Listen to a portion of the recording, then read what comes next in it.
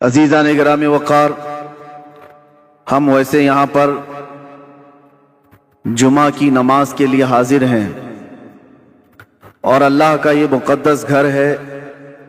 یہاں پر تعظیم عبادت خالص اللہ کی ہوتی ہے۔ یہاں سارے انسان برابر ہیں۔ ہم میں سے دنیاوی اعتبار سے چاہے کسی بھی مقام کا حامل ہو، لیکن یہ گھر ایسا ہے جہاں پر سب کے سب برابر ہیں۔ امیر غریب فقیر غنی سب ایک صف میں ہیں۔ اسی لیے کہا گیا تھا، آ گیا عین لڑائی میں گر وقت نماز، قبلہ رو ہو کے زمیں بوس ہوئی قوم حجاز، ایک ہی صف میں کھڑے ہو گئے محمود و ایاز، نہ کوئی بندہ رہا نہ کوئی بندہ نواز۔ یہ اسلام کی خصوصیت ہے میرے عزیزوں، اور اس خصوصیت کو ہمیشہ قائم رکھنا ہے۔ ایک بات، بہت مختصر سا وقت ہے، مولانا نے تو اس کو جلسہ بنا دیا، ورنہ تو یہ جمعہ ہی ہے۔ جمعہ الگ ہوتا ہے، جلسہ الگ ہوتا ہے۔ میں آپ سے ایک بات عرض کرنا چاہتا ہوں، برسوں سے آپ اس عبادت خانے میں یا جہاں پر بھی اپنی پیشانی ٹیکنے کے لیے جاتے ہیں، بچپن سے تو آپ مسجدوں میں جا رہے ہوں گے۔ ایک مسجد ایسی کوئی مجھے بتا دو جہاں خدا کی کوئی تصویر لگائی گئی ہو، کہیں ہے؟ چلو یہاں نہیں ہے تو مولانا نے کبھی شکل بتائی ہے کہ اللہ ایسا ہوتا ہے، خدا ایسا ہوتا ہے؟ نہیں بتایا۔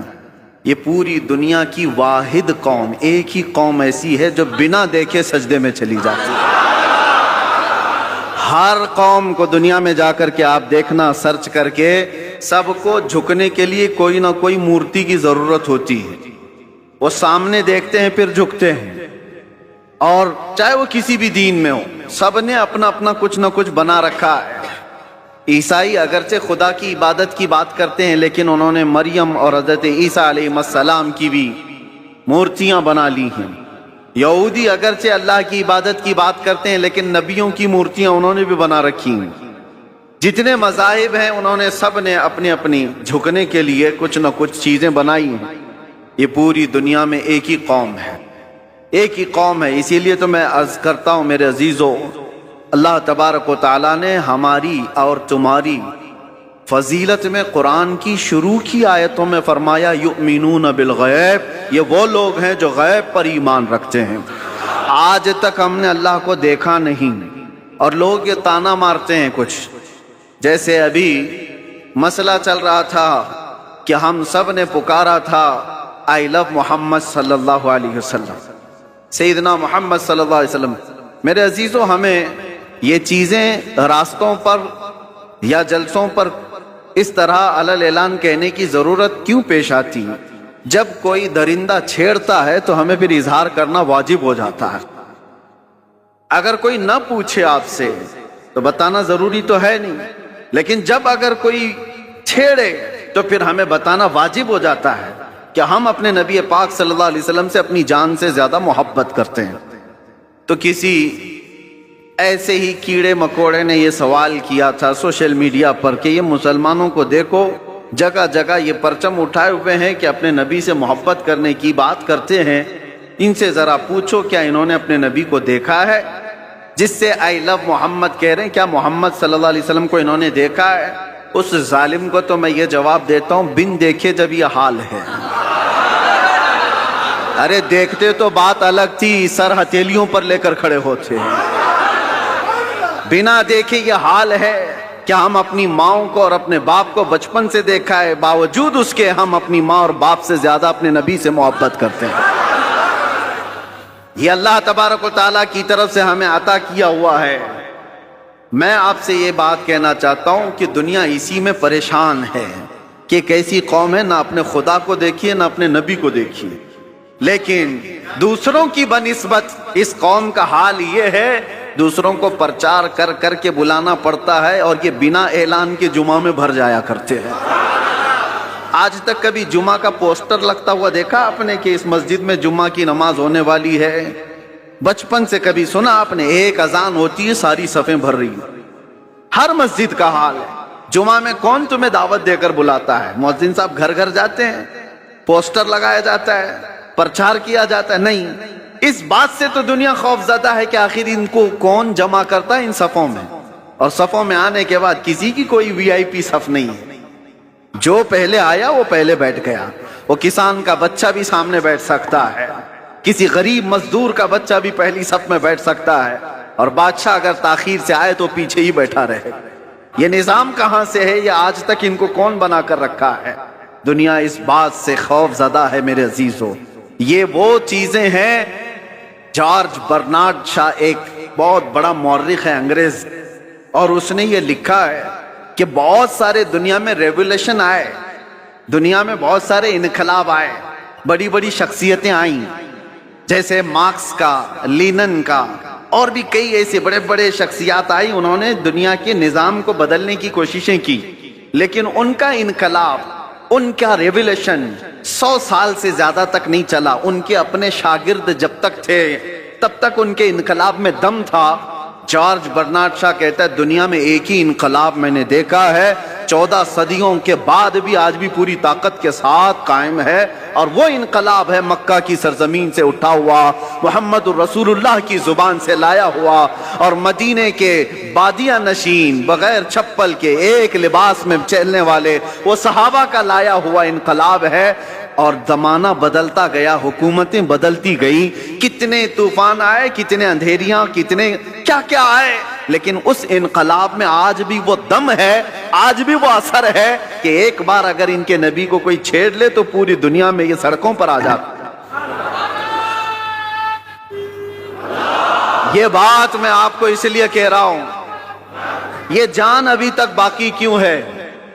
1400 سال ہو گئے، یہ جان باقی ہے. آپ کو پتہ ہے، میں آپ کو بہت بڑی بات کہنے جا رہا ہوں، توجہ. یہ جمعہ آج تک ہمارے سلامت ہیں. کتنے درندے آئے اذانیں بند کرنے کے لیے، قرآن پر پابندیاں لگانے کے لیے، کیا کیا نہیں کیا. 1400 سال یوں ہی نہیں گزرے ہمارے. لوگ کہتے ہیں آج حالات خراب ہیں، اس سے بھی بڑے حالات خراب ہو کے گئے. چنگیز آیا، ہلاکو آیا، جنہوں نے مسلمانوں کی کھوپڑیوں سے مینار بنا دیے تھے، بغداد کی پوری سرزمین کو مسلمانوں کے خون سے لال کر دیا تھا. اس وقت جب اسلام نہیں رکا تو آج کے نشیڑیوں سے کیا اسلام رکے گا؟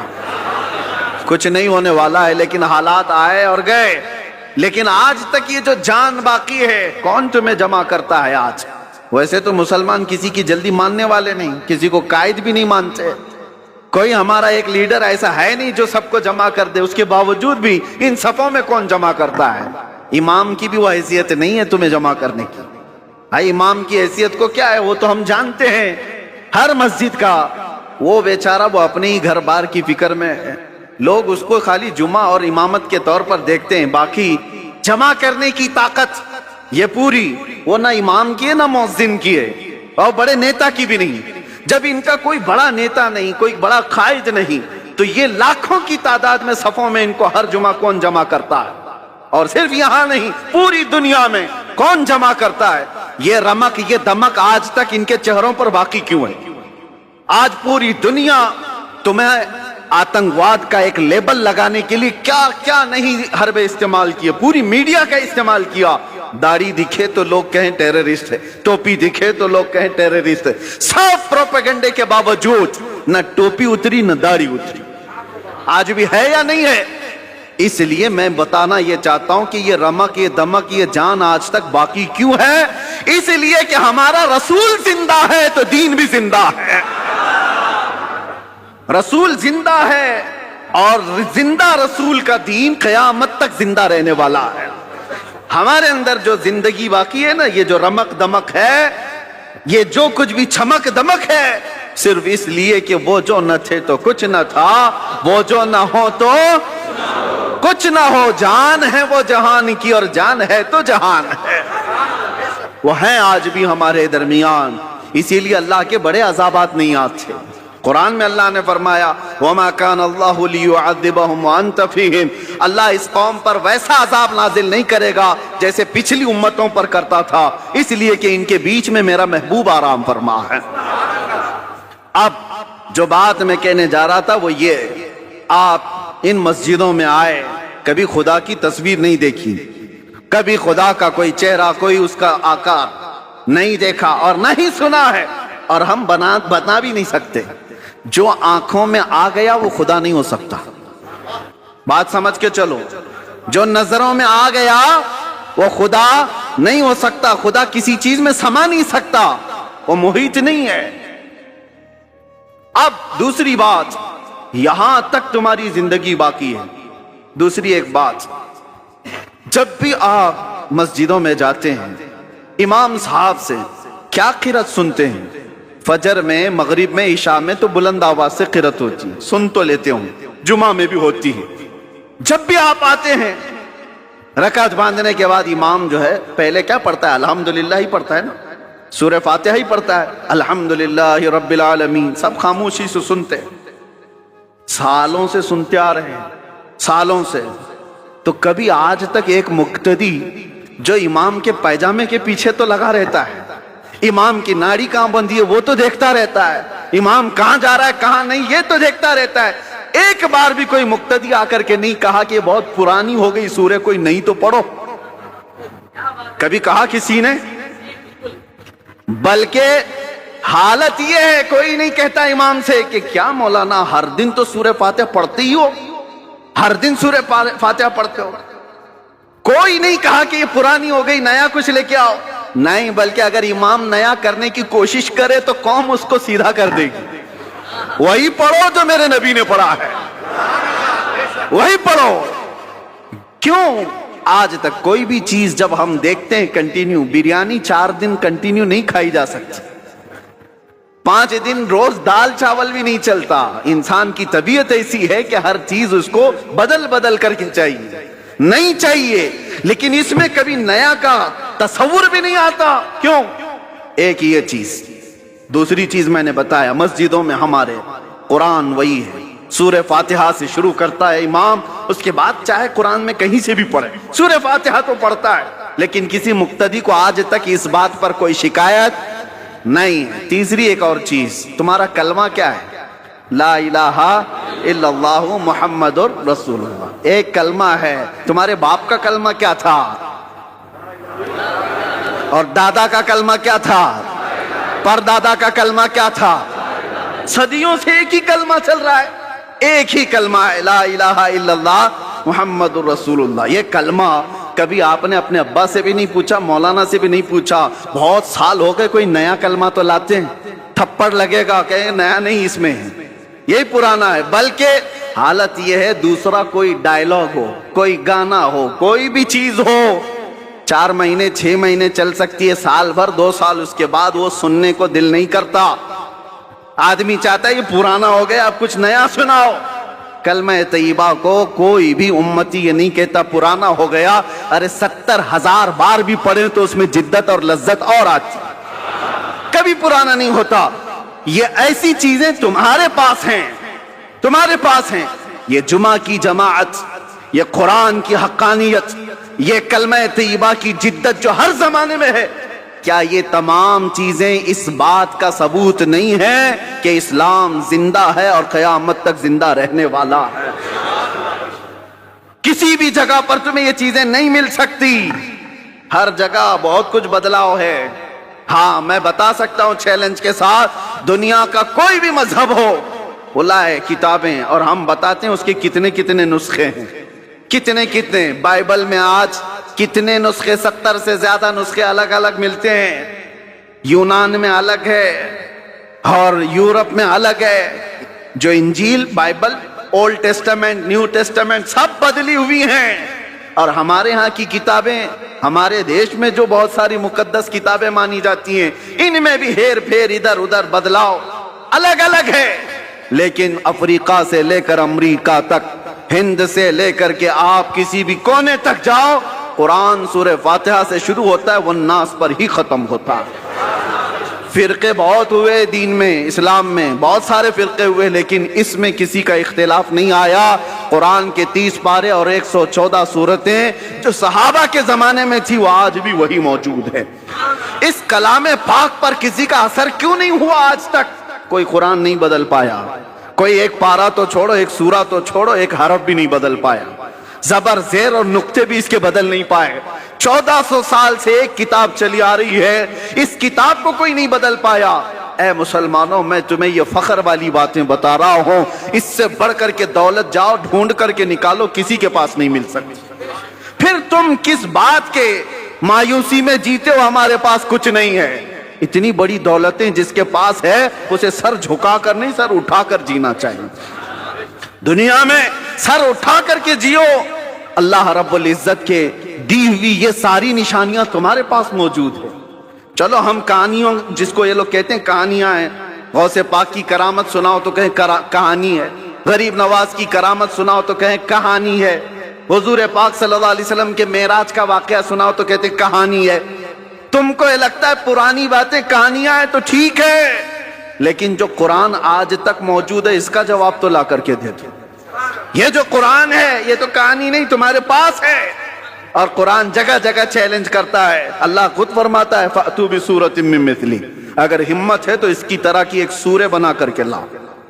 और ये 1400 साल पहले किया हुआ चैलेंज है। आज तो दुनिया बहुत तरक्की कर चुकी है, टेक्नोलॉजी में कहां तक जा चुकी है।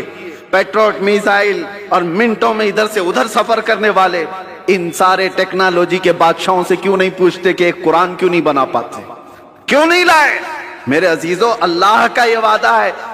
अल्लाह फरमाता कुल इन इज्तमाअतिल इंसु वल जिन्नु अला अन यअतू बिमिथलि हादल कुरान ला यअतून बिमिथलिही वलौ कान बअदुहुम लिबअदिन ज़हीरा।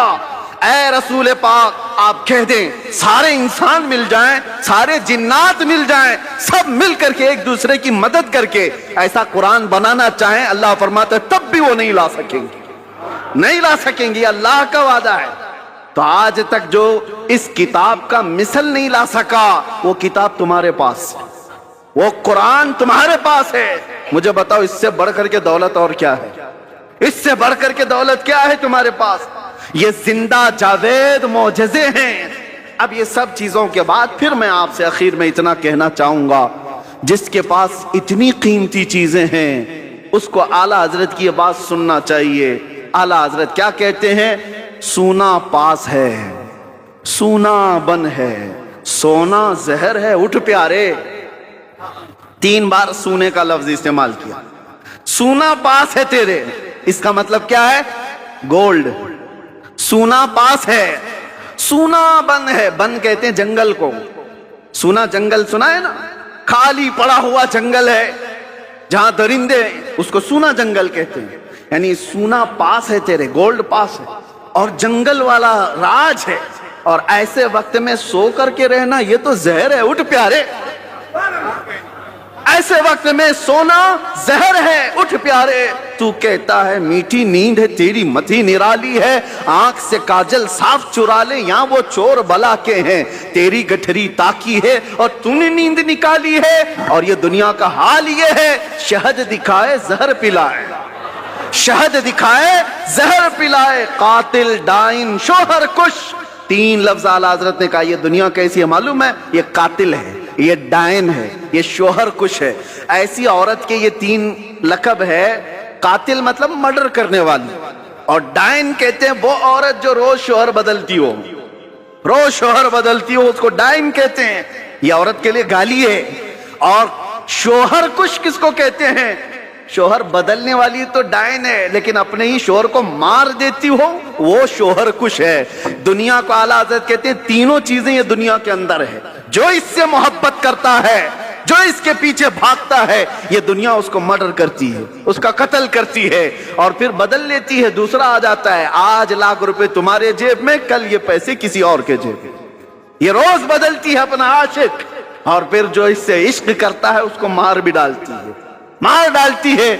आला हज़रत फरमाते शहद दिखाए जहर पिलाए, कातिल डाइन शोहर कुश, इस मुर्दार पे क्या ललचाए, दुनिया देखी भाली है, वो तो निहायत सस्ता सौदा बेच रहे हैं जन्नत का, हम मुफलिस क्या मोल चुकाएं, अपना हाथ ही खाली है। मेरे अजीजों, इसलिए मैं कहता हूं जिसके पास इतनी कीमती चीजें हैं उसे सोना जेब नहीं देता, उसे गफलत की नींद जेब नहीं देती, उसे बुज़दिली अच्छी नहीं लगती। इसलिए जियो तो शेरों की जिंदगी जियो।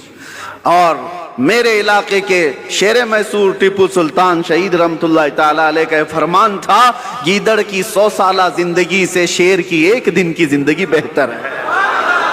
बुज़दिलों की तरह घुट घुट करके लंबा जीने से बेहतर है अलल ऐलान एक दिन जी करके चले जाएं। इसलिए कि हमें पता है तलवे चाटने वालों की तारीख नहीं लिखी जाती, बातिल से टकराने वालों की तारीख लिखी जाती है। आपको डर किस बात का? आप मुजरिम कौम से हैं, आप चोर कौम से हैं, आपका क्या खौफ है, किस बात का डर है? क्या कुरान झूठा है? क्या अल्लाह तबारक व तआला की शान में कोई कमी है? मेरे नबी पाक के अखलाक में कोई कमी है? सब कुछ तुम्हारे पास अच्छा है, तो फिर डरना और सहमना क्या? मेरे अजीजों, आप सब अगर इस बात का इंतजार करते रहें, जैसे कहते हालात बहुत बुरे हैं, हालात बड़े खराब हैं, एक बात याद रखो, जो बंदा ये सोचता है कि पूरी ट्रैफिक खाली हो तब मैं ड्राइविंग सीखूंगा, तो फिर वो बूढ़ा वैसे ही हो जाएगा। हाँ, गाड़ी चलाना सीखना है तो ट्रैफिक में आओ, आपको उसी में सीखना पड़ेगा। इधर उधर के अड़े टीड़े आते ही रहेंगे, उनके बीच में ही तुम ड्राइवर बन सकते हो। चलना सीखो और इन्हीं हालात से गुजर करके निकलोगे तो अल्लाह तबारक व तआला कुव्वत के साथ तुम्हें जमा फरमाएगा। वो कौम कभी कामयाब नहीं होती जो घर में बैठ करके मांग रही है कि मदद आ जाए, मदद आ जाए। अगर ऐसी ही मदद आती तो मेरे नबी सल्लल्लाहु अलैहि वसल्लम 313 को लेकर बदर तक नहीं जाते, वो मदीने में बैठकर दुआ करते तो अल्लाह मुशरिकीन को वैसे ही हिलाक कर देता। अगर नबी पाक सल्लल्लाहु अलैहि वसल्लम मस्जिद नबवी से हाथ उठा देते, उहद के सारे मुशरिकीन वैसे ही मर जाते। मेरे नबी अपने घर से निकले, सहाबा अपने घर से निकले, मैदानों में आए और अपनी ताकत और कुव्वत का इस्तेमाल किया, इसलिए कि ये उम्मत को बताने के लिए कि उम्मत का मिजाज ऐसा ना हो कि कुछ भी मुसीबत आई, फातिहा दिलाया, दुआ किया, अल्लाह उसके मुंह में कीड़े पड़ जाएं और इसको ऐसा हो जाए, उसको ऐसा हो जाए, चादर ओढ़ के सो गया। मेरे अजीजों, ये मुजाहिदीन की जिंदगी नहीं है। मुजाहिदीन की जिंदगी ये नहीं होती, मोमिनीन की जिंदगी भी ये नहीं होती, बल्कि मोमिनीन की जिंदगी ये है जब तक अल्लाह ने बोलने की ताकत दी है, हक बात का ऐलान करके जाओ। अगर इमाम हुसैन रदी अल्लाह ताला अन्हु के मानने वाले हो तो कभी दिल पर हाथ रख करके सोचो, एक बार सिर्फ अगर इमाम हुसैन समझौता कर लेते तो उनका पूरा खानदान बच गया होता। उनका खानदान बचना क्या, मदीने की गवर्नरी मिल जाती, बहुत बड़ी वजारत मिल जाती।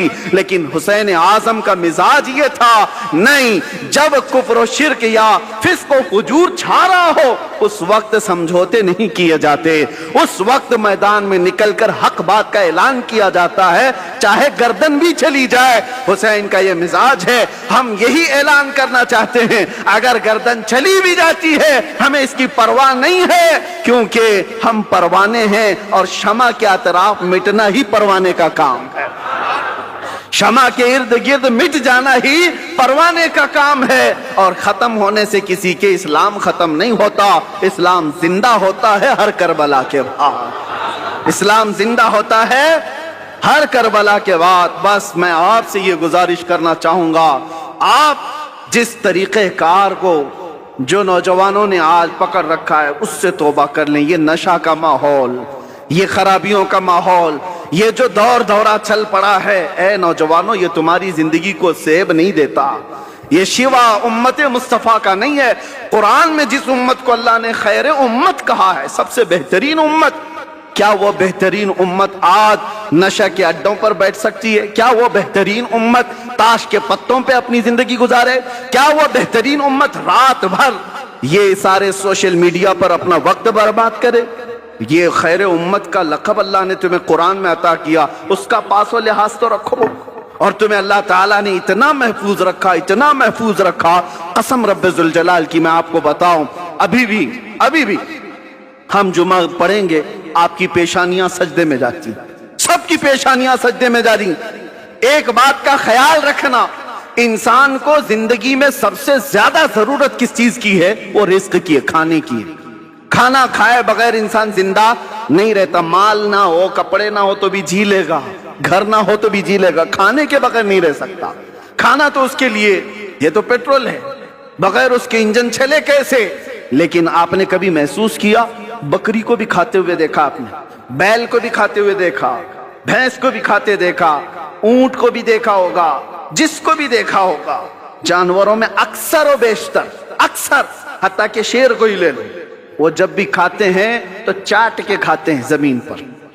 खाना कुछ भी डालो आप, चारा, बकरी सर झुका कर खाएगी, बैल सर झुका कर खाएगा, भैंस सर झुका कर खाएगी, लेकिन कुर्बान जाओ रब तबारक व तआला की इस अता पर कि अल्लाह ने तुम्हारा सर रिज्क के सामने भी झुकने नहीं दिया।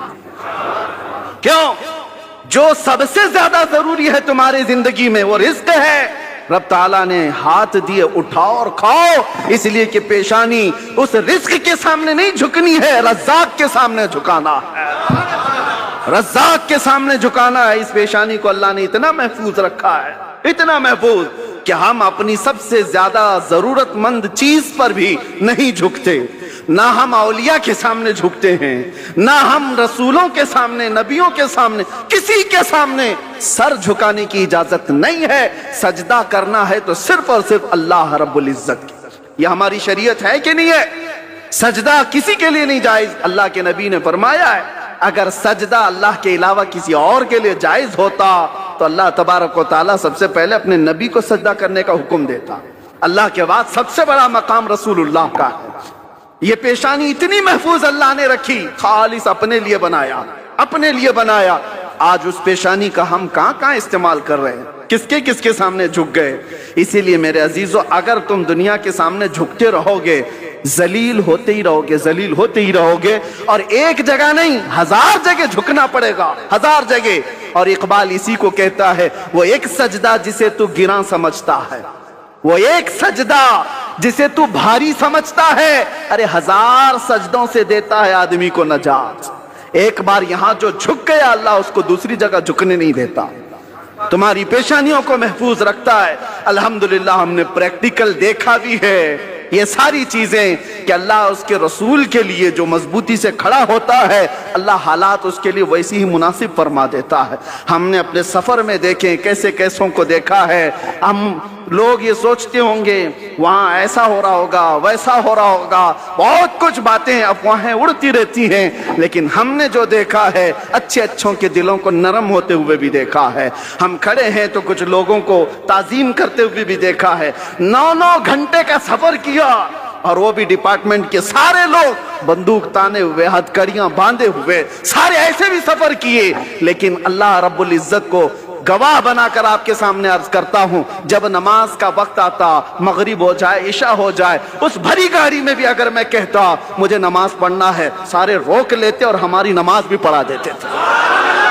हमारा अपना कोई नहीं था, कोई नहीं था। वो गन ताने हुए लोग भी हमें हमारी चादर पर नमाज पढ़ने की इजाजत देते थे और नमाज पढ़ लेते थे। कई मर्तबा गाड़ी को रुकाया गया, वहां नमाजें अदा हुई। मैं ये अपनी तारीफ में नहीं कह रहा, इस बात के लिए कह रहा हूं कि रब के सामने जो झुकता है, अल्लाह दूसरों के सामने झुकने से बचा लेता है, और रास्ते उसके लिए अल्लाह हमवार फरमाता है। तुम बहाने करते रहोगे, 1000 बहाने आते रहेंगे। एक बार अल्लाह की बारगाह में अपने आप को सुपुर्द करके तो देखो, अगर दुनिया एक दरवाजा बंद करती है, मौला 70 दरवाजे खोल देता है। रब तबारक व तआला कहने सुनने से ज्यादा अमल की तौफीक अता फरमाए। वैसे ये जलसा नहीं था, ये जुमा है, लेकिन बहरहाल आपका जोश जुमा को भी जलसा बना ही देता है। बहरहाल अल्लाह तबारक व तआला मीरज की सुन्नियत को हमेशा शाद व आबाद रखे, औलिया कामिलीन के गुलामों को अल्लाह ताला खुशहाल रखे, और हर घर की सुन्नियत और यहाँ के अकीदे अहले सुन्नत को अल्लाह महफूज रखे। क़यामत तक तुम्हारी नस्लों में मौला आशिकाने मुस्तफ़ा पैदा फरमाए। हमारी औलाद को, हमारे खानदानों को अल्लाह बदअकीदा और गुमराह होने से महफूज फरमाए। व आखिर दावाना अनिल हम्दुलिल्लाहि रब्बिल आलमीन। लब्बैक या रसूल अल्लाह।